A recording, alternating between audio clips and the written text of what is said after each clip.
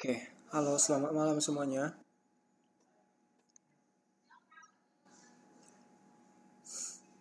Selamat malam.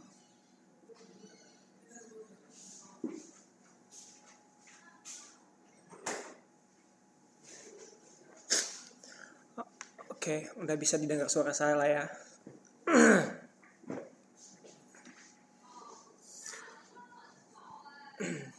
Oke, gimana Mbak Erli? Mbak Liliana gimana, bisa dengar ya?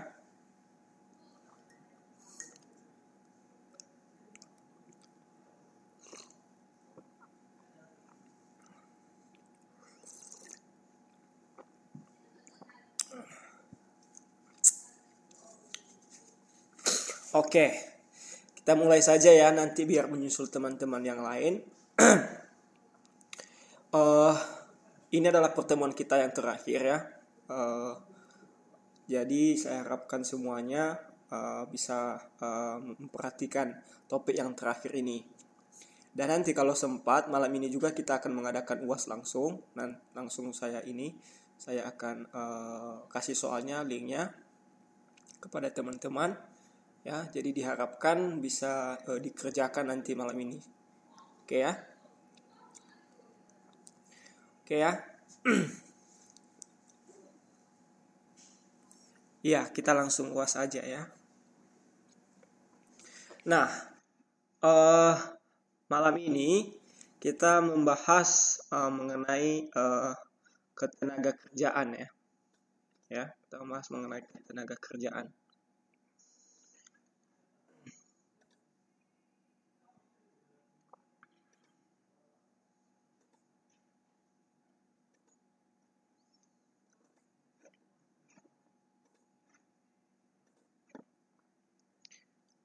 Oke.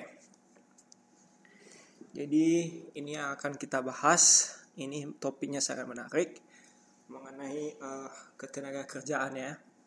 Oke. Dimana waktu tatap muka kemarin kan saya membahas mengenai pasar modal ya. Sayangnya Mbak Siti nggak hadir ya. Mbak Siti nggak hadir ya. Nah, sedikit saya membahas tentang pasar modal kemarin. Apa itu pasar modal, bagaimana peran pasar modal, apa pihak-pihak yang tergabung dalam pasar modal, dan apa manfaat daripada pasar modal itu ya. Iya Mbak, jadi kemarin sih saya mengulas itu juga mengenai pasar modal ya, tapi nggak apa-apa, nanti kalau ada sempat waktu nanti sedikit saya akan ulas lagi. Tapi malam ini kita fokus untuk membahas mengenai ketenaga kerjaan ya. Oke. Nah, sebelum kita mulai, apakah teman-teman pernah belajar nggak atau tahu apa itu artinya tenaga kerja dan apa juga yang disebut dengan ketenaga kerjaan? Apakah ada yang tahu mengenai ini?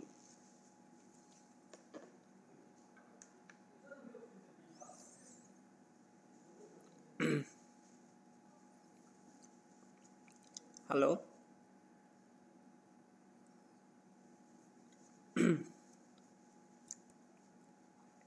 Gimana Mbak Erli? Ada yang tahu nggak apa yang maksud dengan ketenaga kerjaan dan atau tenaga kerja itu apa coba?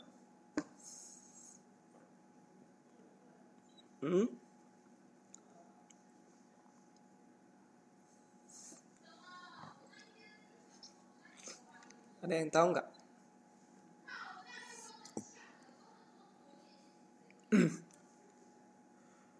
Oke, jadi ketenaga kerjaan itu adalah suatu kegiatan untuk bisa menghasilkan sesuatu bentuk barang dan jasa. Oke, itu adalah konsep awal daripada ketenaga kerjaan itu. Oke, nah ini dia adalah definisi daripada ketenaga kerjaan itu ya. Nah,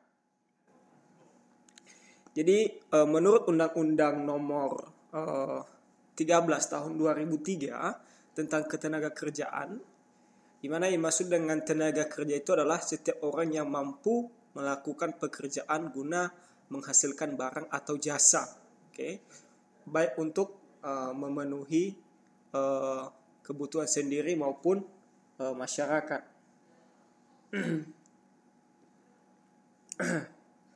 Oke.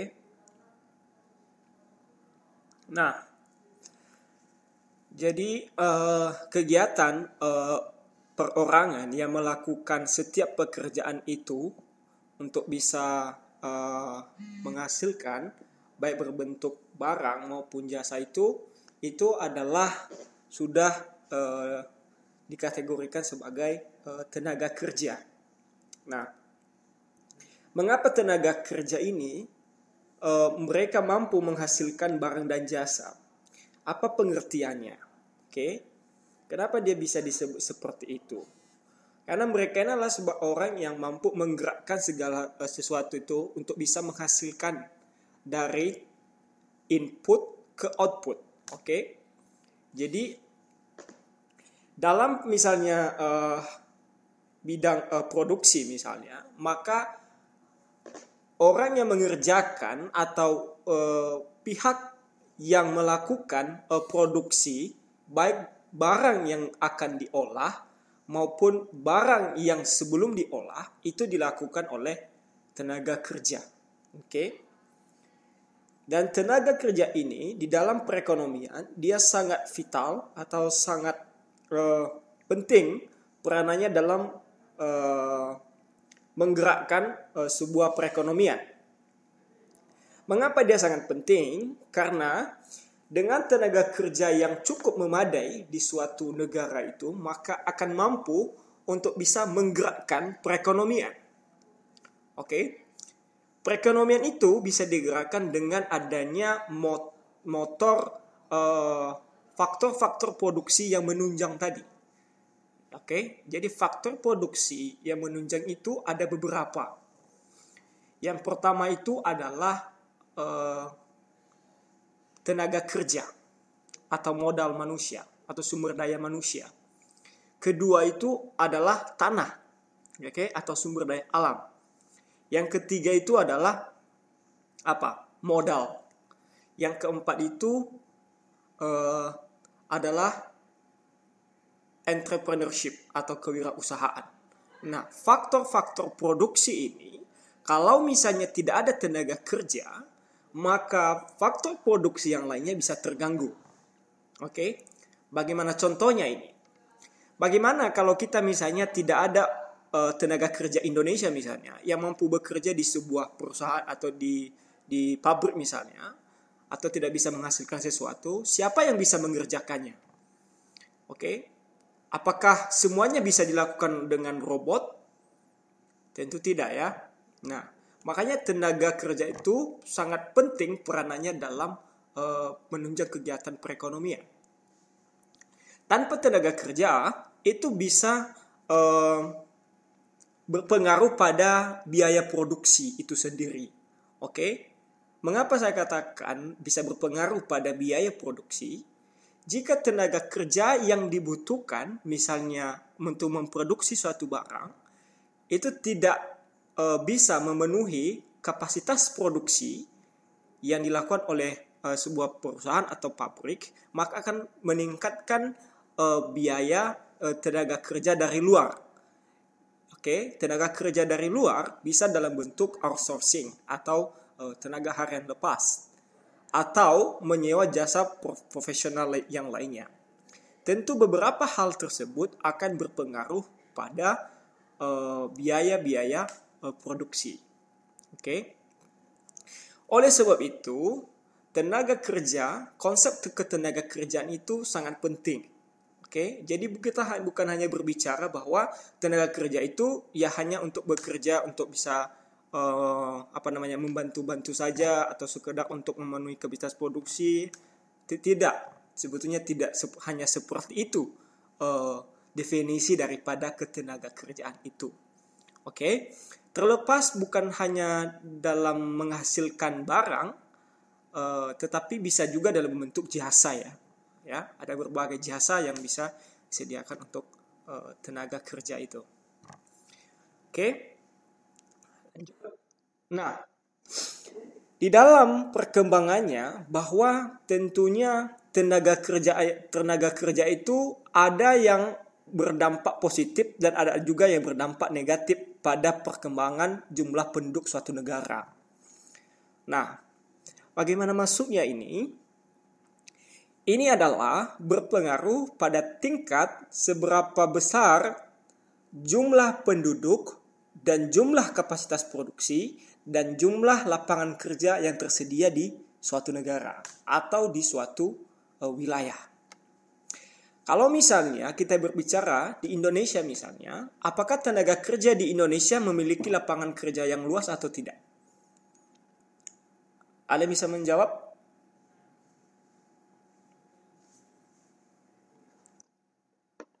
Oke, tidak ya? Oke. Ya, benar ya, tidak ya. Karena apa? Karena sekarang ini di Indonesia tingkat pertumbuhan tidak sebanding dengan jumlah lapangan kerja yang tersedia, begitu. Jadi sehingga adanya yang disebut dengan apa? Ada gap. Oke, ada gap atau ada ketimpangan antara jumlah penduduk dengan jumlah tenaga kerja yang tersedia. Oke. Nah, jika terjadinya peningkatan jumlah penduduk, di satu sisi tingkat lapangan kerja semakin terbatas, maka apa yang terjadi? Oke, apa yang terjadi di suatu negara kalau terjadi seperti itu? Ada bisa nebak?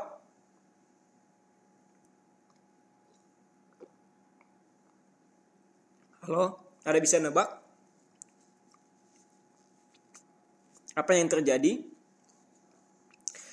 Apakah yang terjadi jika jumlah penduduk di suatu daerah atau suatu negara mengalami peningkatan secara terus-menerus, tetapi jumlah lapangan kerja terbatas? Apa yang akan terjadi?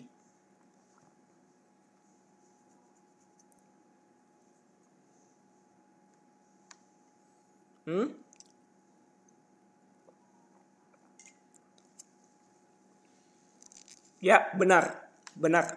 Banyak pengangguran. Akan terjadi pengangguran. Betul. Bisa kita lihat sekarang angkatan kerja di Indonesia sekarang misalnya adalah dengan banyaknya lulusan misalnya lulusan perguruan tinggi misalnya atau lulusan setara SMA misalnya, maka lapangan kerja yang tersedia juga tidak sebanding dengan jumlah tamatan itu. Oke? Bisa kita lihat fenomena sekarang ini misalnya di negara kita ya, misalnya banyak sekali angkatan-angkatan kerja, misalnya para lulusan perguruan tinggi yang berurusan tamat, mereka itu pingin melamar di suatu perusahaan atau lapangan pekerjaan misalnya. Tentu perusahaan kan mempunyai kapasitas yang terbatas untuk bisa merekrut tenaga kerja yang akan bekerja di perusahaan mereka, begitu ya. Nah, bagaimana kalau misalnya tidak terserap semua tenaga kerja tersebut? Maka itulah yang terjadi adalah pengangguran sebetulnya. Oke? Nah, pengangguran ini nanti ada berbagai macam-macam ya. Nanti kita akan bahas lebih lanjut lagi mengenai pengangguran. Kemudian angkatan kerja. Nah, apa sih yang dimaksud dengan angkatan kerja? Oke? Jadi mungkin kalau misalnya di soal atau mungkin saya ada pertanyaan saya di UAS misalnya, saya bertanya kepada teman-teman, apa itu yang dimaksud dengan angkatan kerja? Apa itu yang dimaksud dengan jumlah penduduk? Oke, jadi kalian bisa menjawab kalau angkatan kerja itu adalah penduduk dalam usia kerja 15 tahun ke atas, yaitu yang mampu bekerja, dan juga yang tidak bekerja tapi dia mampu, tapi dia tidak bekerja, tapi dia tergolong sebagai angkatan kerja. Oke, nah jadi angkatan kerja di suatu wilayah itu bisa kita kategorikan jika dia sudah berumur 15 tahun ke atas. Oke, nah sekarang Indonesia, jumlah penduduk Indonesia sekarang berapa juta sekarang? Ada tahu berapa juta sekarang penduduk Indonesia? Ada yang tahu? Sekitar 255 juta penduduk Indonesia sekarang ya. Nah, kenapa banyak perusahaan-perusahaan asing atau perusahaan-perusahaan dari luar negeri ingin masuk ke Indonesia? Kenapa? atau banyak tenaga kerja asing yang bekerja di luar negeri. Kenapa? Itu adalah salah satu faktornya tadi karena adanya tersedianya jumlah angkatan kerja yang tersedia di suatu negara. Oke. Makanya Indonesia itu sering disebut sedang mempunyai yang namanya bonus demografi. Oke, pernah dengar ya apa yang dimaksud dengan bonus demografi? Oke. Nah, jadi usia produktif masyarakat Indonesia itu sebetulnya sekarang masih tinggi, oke? Masih tinggi dibanding dengan negara-negara lain. Kita bandingkan misalnya dengan Indonesia dengan Taiwan misalnya, oke? Jumlah angkatan kerja mana yang lebih tinggi? Apakah angkatan kerja Indonesia atau Taiwan? Pasti Indonesia dong yang lebih tinggi. Oke, nah jadi angkatan kerja di Indonesia lebih tinggi jumlahnya dibanding dengan negara Taiwan, angkatan kerja di Taiwan. Oleh sebab itu, Indonesia itu adalah mempunyai yang disebut dengan daya saing. Oke, nah daya saing seperti apa yang disebut dengan Indonesia? Yaitu dia itu mempunyai angkatan kerja yang sangat tinggi atau yang sangat banyak dalam jumlah yang banyak. Oke, nah inilah sebetulnya yang bisa dimanfaatkan oleh pemerintah untuk bisa mendongkrak sebuah perekonomian. Bagaimana ceritanya ini Pak? Bagaimana bisa pemerintah menggunakan tenaga angkatan kerja ini? Nah, inilah pentingnya kita belajar ketenaga kerjaan ini. Melalui ketenaga kerjaan ini, mungkin teman-teman bisa menjelaskan lebih jauh bahwa tenaga kerja itu misalnya ingin bekerja di dalam negeri maupun di luar negeri. Oke? Nah, kontribusi yang dihasilkan daripada produktivitas mereka itu bisa berkontribusi langsung dan bisa berkontribusi tidak langsung. Oke? Berkontribusi langsung adalah untuk misalnya membuat faktor-faktor produksi di Indonesia itu jauh lebih rendah dibanding dengan negara Malaysia, dibanding dengan Singapura, dibanding dengan Vietnam, Filipina, dan Thailand misalnya. Oke? Nah, kenapa? Karena biaya produksi khususnya upah minimum di negara kita adalah lebih rendah dibanding dengan negara-negara yang lain, begitu ya, dibanding dengan Singapura atau misalnya negara-negara maju lainnya. Oke, nah itulah yang bisa dimanfaatkan oleh Indonesia untuk bisa bersaing dengan negara-negara lain. Atau misalnya kita misalnya ingin bekerja di luar negeri misalnya. Nah, itu kita mempunyai kontribusi tadi kepada negara. Seperti apa tadi kata Mbak Siti tadi? Untuk menunjang devisa kita. Oke? Nah, itulah pentingnya juga yang harus dimanfaatkan oleh pemerintah sebaik mungkin untuk bisa memanfaatkan bonus demografi ini. Atau jumlah angkatan kerja yang banyak ini. Sehingga bisa kita manfaatkan sekarang. Karena kalau nanti sudah habis atau menurun angkatan kerja kita, maka akan mengurangi produktivitas kita lagi. Oke, jadi bisa-bisa negara kita tidak kompetitif lagi dibanding dengan negara-negara lain. Oke, jadi itulah sekarang yang terjadi di Indonesia. Nah, kemudian bagaimana mengukur tingkat partisipasi angkatan kerja? Nah, ini ada sebuah rumus ya. Ini disebut dengan TPAK atau tingkat partisipasi angkatan kerja, di mana TPAK sama dengan angkatan kerja dibanding dengan jumlah penduduk dikalikan dengan 100%. Jadi berapa total angkatan kerja di suatu negara banding dengan jumlah penduduk dikalikan 100%, maka bisa dapat kita berapa persen tingkat partisipasi atau angkatan kerja yang tersedia di suatu negara. Oke? Nah, bagaimana dengan kesempatan kerja? Oke. Nah, kesempatan kerja itu maksudnya adalah tersedianya lapangan kerja bagi angkatan kerja yang membutuhkan pekerjaan, begitu ya. Nah, kemudian pengangguran. Nah, ini bermacam-macam ini pengangguran ini. Oke.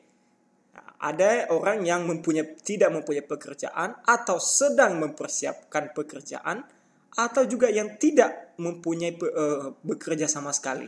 Oke, jadi lebih lanjut nanti kita akan bahas mengenai pengangguran ini. Nah, Ini dia jenis-jenis pengangguran. Ini saya sudah jelaskan sih di materi-materi sebelumnya, tapi saya akan ulas kembali ya. Nah, pengangguran itu apa? Oke, jadi itu adalah orang yang tidak bekerja sama sekali, sedang mencari kerja, bekerja kurang dari 2 hari selama seminggu, atau seseorang yang sedang berusaha mendapatkan pekerjaan yang layak. Nah, mengapa pengangguran itu bisa terjadi? Itu tadi karena jumlah angkatan kerja tidak sebanding dengan jumlah yang lapangan kerja yang tersedia. Nah, jenis pengangguran itu seperti apa? Nah, ini dia. Ada 3 macam ya. Ada yang disebut dengan pengangguran terselubung atau distinguished unemployment. Itu adalah tenaga kerja yang tidak bekerja secara optimal karena suatu alasan tertentu ya. Mungkin karena skill atau misalnya persyaratan tidak bisa memenuhi untuk bisa bekerja. Itu disebut dengan pengangguran terselubung ya. Kemudian ada juga pengangguran yang setengah menganggur atau under unemployment. Itu adalah tenaga kerja yang memang tidak bekerja secara optimal karena tidak ada lapangan pekerjaan.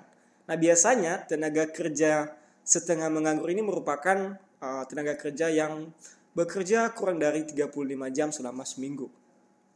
Dan yang ketiga itu adalah pengangguran terbuka atau open unemployment. Itu adalah tenaga kerja yang sungguh-sungguh tidak mempunyai pekerjaan. Oke? Nah, bagaimana dengan ini? Ya, lebih banyak mana? Pengangguran terbuka, pengangguran setengah menganggur, atau pengangguran terselubung? Menurut teman-teman bagaimana? Mana lebih banyak di negara kita? Hah? Ada tanggapan?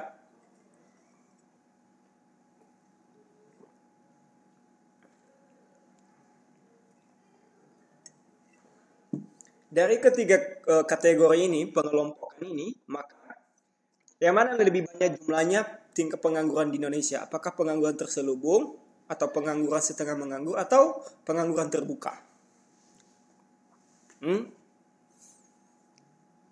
Menurut teman-teman, yang mana?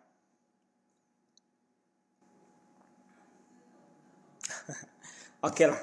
Jadi dicoba dicari tahu ya, itu yang mana lebih banyak kita kira-kira. Oke ya. Jadi ada dampak dari pengangguran pengangguran ya. Nah, memang pengangguran ini bisa berpengaruh pada menurunnya nilai pendapatan nasional dan pendapatan per kapita. Oke. Nah, saya ingin tanya kepada teman-teman, kan kita sudah belajar mengenai GDP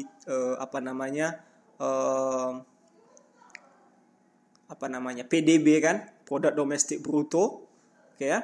Nah, saya ingin tanya, ini kenapa pengangguran itu bisa menurunkan nilai pendapatan nasional? Ada yang bisa menjelaskan? Ada yang bisa menjelaskan? Bagaimana dampak pengangguran itu bisa menurunkan nilai pendapatan nasional? Ada bisa menjelaskan?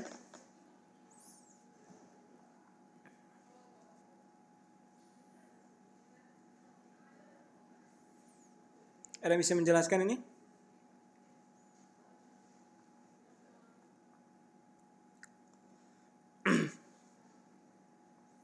Karena sedikit pasokan pendapatan. Karena tidak ada hasil. Oke. Ya. Jadi maksudnya pengangguran itu bisa berpengaruh pada nilai pendapatan nasional itu ya tadi karena kita punya kita punya bonus demografi, kita sedang memiliki bonus demografi, tapi kita tidak manfaatkan bonus demografi kita itu di Indonesia. Oke? Jadi apa yang terjadi? Maka pengangguran. Maka kita tidak bisa bersaing dengan negara lain. Kita punya, tapi kita tidak menggunakannya. Nah itulah yang terjadi sekarang. Oke? Kita punya bonus tenaga kerja, kita banyak tenaga kerja yang tersedia. Oke, banyak yang menganggur ya, tidak memiliki pekerjaan. Kenapa tidak bisa kita berdayakan? Kita bisa berdayakan tenaga kerja yang menganggur untuk bisa bekerja, untuk bisa menghasilkan sesuatu.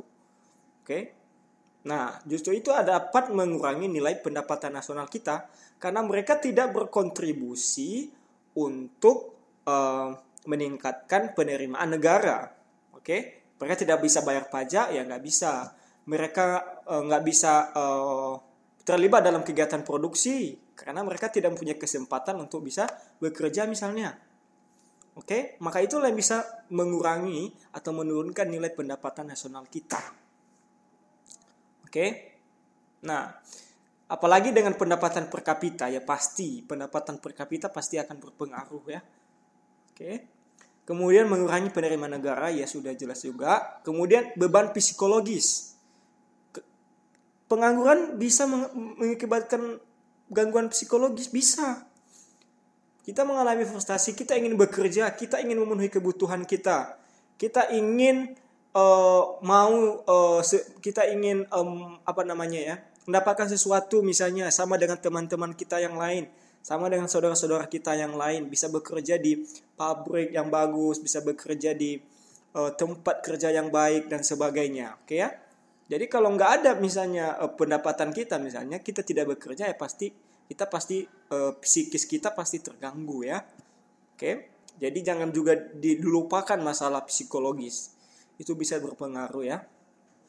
Kemudian meningkatkan biaya sosial. Apa maksudnya biaya sosial di sini? Meningkatkan biaya sosial itu bisa berpengaruh pada bagaimana gaya hidup kita. Oke. Nah, kalau misalnya pengangguran kita tadi itu misalnya tinggi, oke, maka kita di masyarakat juga akan akan berpengaruh bagaimana kita memposisikan diri kita sebagai masyarakat, oke, dan juga social status sosial kita, oke. Di masyarakat kita pasti mendapatkan yang seperti itu.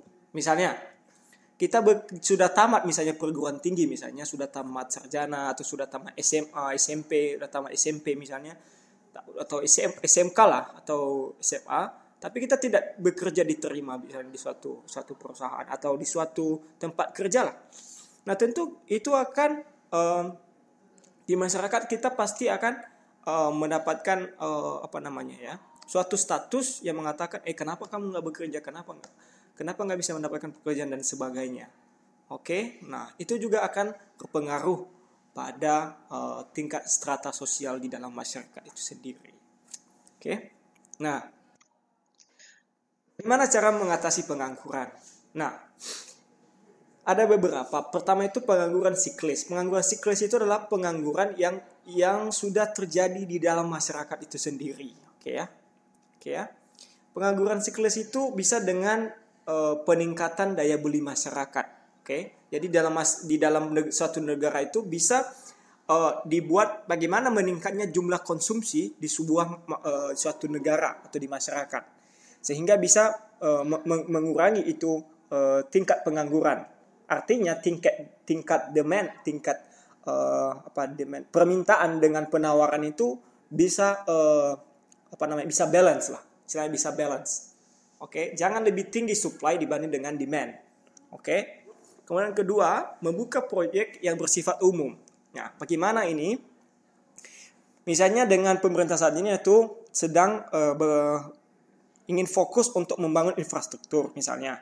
Nah, misalnya di tingkat desa misalnya ada proyek-proyek yang bisa dikerjakan oleh masyarakat banyak. Oke, misalnya membangun jalan raya, membangun sekolah yang baru dan sebagainya. Di mana partisipasi masyarakat di sana dilakukan secara terbuka sehingga masyarakat banyak bisa mempunyai akses untuk bisa bekerja. Oke. Jadi kan kalau bekerja di proyek misalnya membangun jalan itu kan tidak perlu submit tidak perlu kirim daftar riwayat hidup, kasih ijazah. Kan enggak perlu kan kalau seperti itu kan. Nah, istilahnya memudahkan kepada masyarakat yang banyak. Itu salah satu cara. Kemudian bisa mengarahkan permintaan masyarakat untuk membeli barang dan jasa. Nah, ini adalah untuk bisa menaikkan tingkat permintaan tadi atau demand tadi, ya kan ya. Jadi masyarakat itu biar bisa lebih meningkatkan daya belinya. Oke, jadi daya beli masyarakat itu harus bisa distimulus dengan cara bagaimana? Yaitu dengan cara menaikkan tingkat tingkat partisipasi masyarakat dalam perekonomian untuk bisa pendapatannya itu biar bisa dibelanjakan. Oke, jadi ada teorinya untuk bisa menaikkan demand seperti itu ya di suatu negara. Oke. Kemudian memperluas pasar barang dan jasa. Ini sudah jelas gimana dengan perdagangan. Kemudian pengangguran struktural bisa melalui pendidikan, pelatihan tenaga kerja, meningkatkan mobilitas tenaga kerja, dan juga mendirikan industri padat karya. Nah, industri padat karya sekarang ini adalah industri yang mampu menyerap tenaga kerja banyak begitu ya. Misalnya pabrik untuk membuat tekstil, pabrik untuk membuat sepatu misalnya, itu ya. Misalnya yang di pabrik yang di Jawa Tengah itu kan. Nah, itu bisa menyerap banyak tenaga kerja untuk bisa bekerja di sana. Oke, makanya pemerintah itu sekarang melakukan reformasi di bidang ketenaga kerjaan itu, yaitu dengan merekrut perusahaan-perusahaan asing atau industri untuk bisa membuka industri yang padat karya tadi. Jadi dia bukan hanya industri yang teknikal atau soft skill, oke? Tapi harus industri yang padat karya. Oke. Selanjutnya pengangguran friksional. Nah, pengangguran friksional ini adalah berkaitan tentang bagaimana tersedianya sebuah informasi yang memadai kepada tenaga kerja. Oke. Kemudian adanya menyusun rencana penggunaan tenaga kerja sebaik mungkin. Nah, ini lebih pada kebijakan atau formulasi kebijakan ketenaga kerjaan ya. Mungkin di Kementerian Tenaga Kerja mungkin perlu menyusun sebaik mungkin supaya bisa terserap dengan baik tenaga kerja di Indonesia. Kemudian pengangguran musiman. Nah, bagaimana caranya untuk itu? Nah, ini tadi diberikan informasi yang jelas tentang adanya lowongan kerja pada bidang lain, ya sudah jelas. Kemudian adanya peningkatan keterampilan tenaga kerja.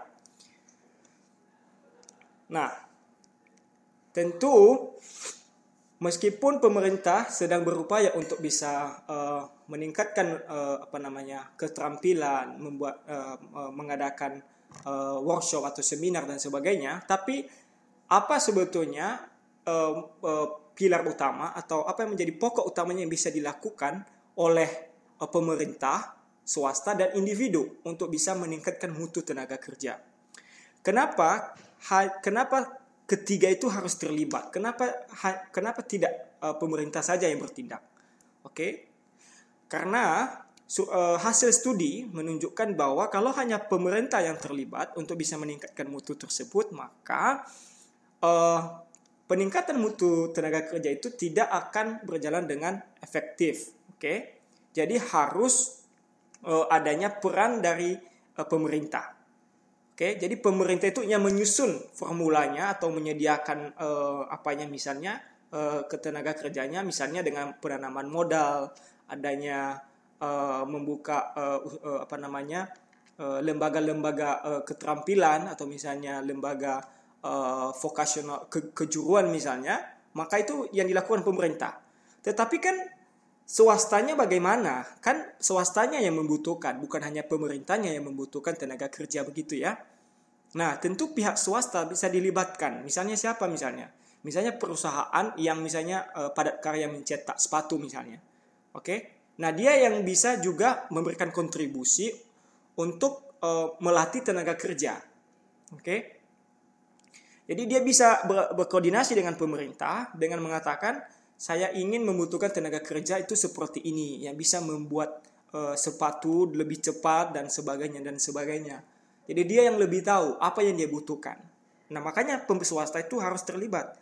Kalau swasta tidak terlibat, maka apa yang terjadi? Maka tidak akan bisa sinkron apa yang diprogramkan pemerintah dan apa yang dibutuhkan oleh perusahaan atau swasta itu sendiri. Oke?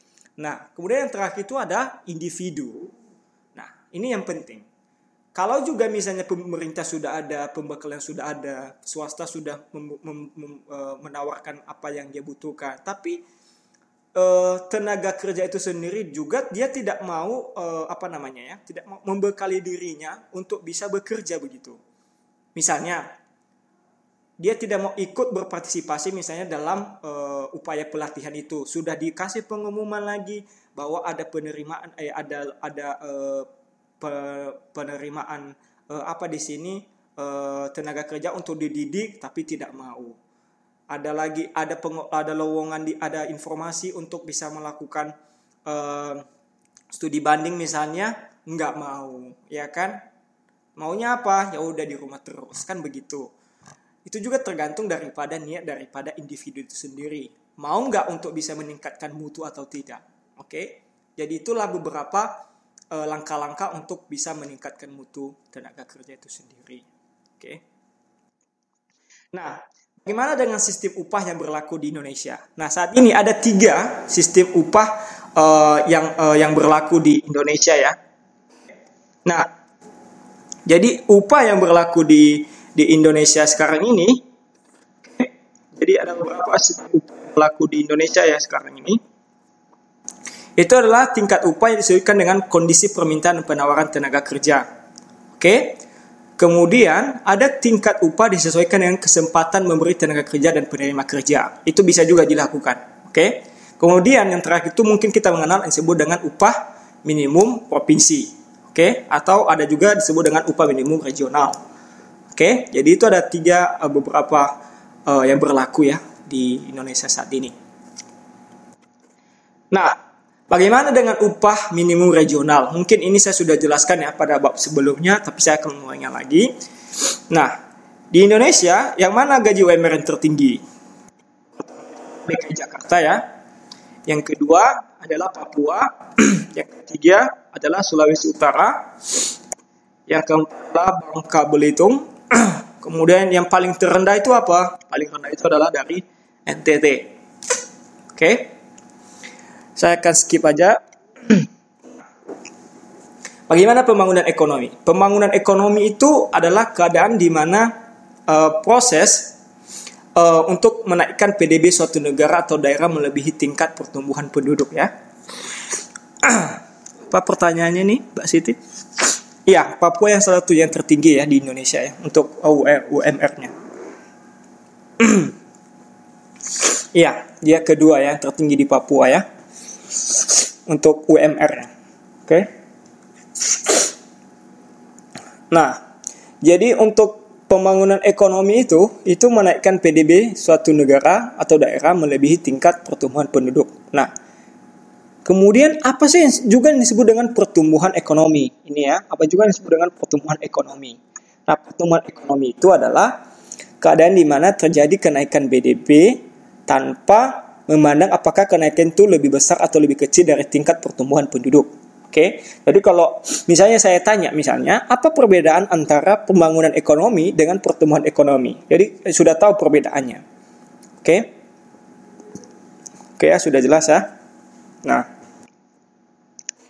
oke, bagaimana dengan Indonesia saat ini? Bagaimana statistik pertumbuhan ekonomi kita? Oke, kita terus naik dari 5,04 di tahun 2015 akhir. Oke, turun pada kuartal pertama 2016 hanya tumbuh sebesar 4,91%. Tapi pada kuartal kedua kita naik menjadi 5,18%. Yang mana itu ditopang apa? Oleh konsumsi dan investasi. Jadi itu yang menopang perekonomian kita ya. Oke. Ada pertanyaan sampai di sini? Ada pertanyaan?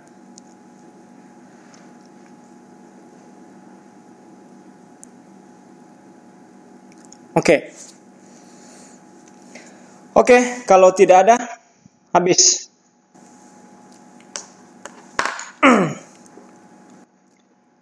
Oke. Jadi kalau tidak ada, kita ini ya, sesuai yang saya katakan di awal tadi, kita akan UAS ya. Kalau tidak ada, kita akan UAS.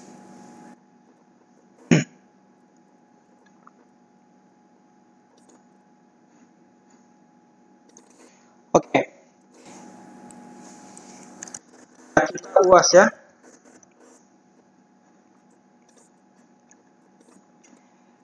Ini soalnya saya sudah buat, silakan dikerjakan.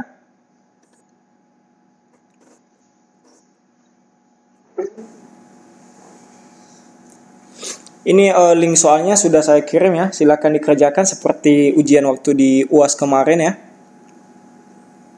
UASnya seperti yang kemarin ya.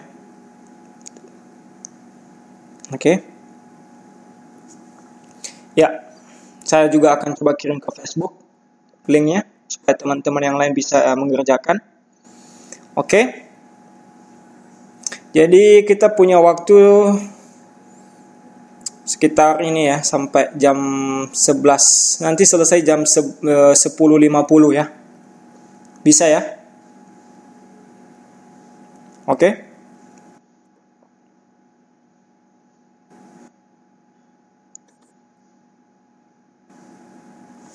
Oke.